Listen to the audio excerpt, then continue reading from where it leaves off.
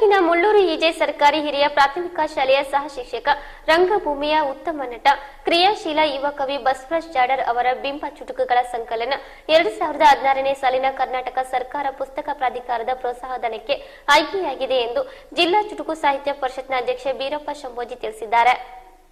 ಮೂಲತಃ ಹಾವೇರಿ ಜಿಲ್ಲೆಯ ರಾಣಿಬೆನ್ನೂರು ತಾಲೂಕಿನ ದಂಡಗಿಹಳ್ಳಿಯವರಾದ ಬಸವರಾಜ್ 2008ರಲ್ಲಿ ಶಿಕ್ಷಕರಾಗಿ ಇಲ್ಲಿ ಸೇವೆ ಪ್ರಾರಂಭಿಸಿದ್ದು, ಸಮುದಾಯ ಸಂಘಟನೆಯಲ್ಲಿ ಸಕ್ರಿಯವಾಗಿರುವಂತೆ ಚುಟುಕು ಸಾಹಿತ್ಯ ಪರಿಷತ್, ಕನ್ನಡ ಸಾಹಿತ್ಯ ಪರಿಷತ್, ವಚನ ಸಾಹಿತ್ಯ ಪರಿಷತ್ನೊಂದಿಗೆ ಉತ್ತಮ ಸಂಪರ್ಕವನ್ನು ಹೊಂದಿದ್ದು, ಮಂಡ್ಯದಲ್ಲಿ ಜರುಗಿದ ರಾಜ್ಯ ಸರ್ಕಾರಿ ನೌಕರರ ಸಂಘದ ರಾಜ್ಯ ಮಟ್ಟದ ಕ್ರೀಡಾಕೂಟ ಹಾಗೂ ಸಾಂಸ್ಕೃತಿಕ ಸ್ಪರ್ಧಾ ಕಾರ್ಯಕ್ರಮದ ಮಾರಾಟಕ್ಕಿದೆ ನಾಟಕದ ಪ್ರಥಮ ಬಹುಮಾನ ಗಳಿಸಿದೆ. ಕನ್ನಡ ಸಾಹಿತ್ಯ ಲೋಕಕ್ಕೆ ಇನ್ನೂ ಹೆಚ್ಚಿನ ಕೃತಿಗಳು ಹೊರಬರಲಿ ಅಂತ ಆಶಯ ವ್ಯಕ್ತಪಡಿಸಿದ್ದಾರೆ.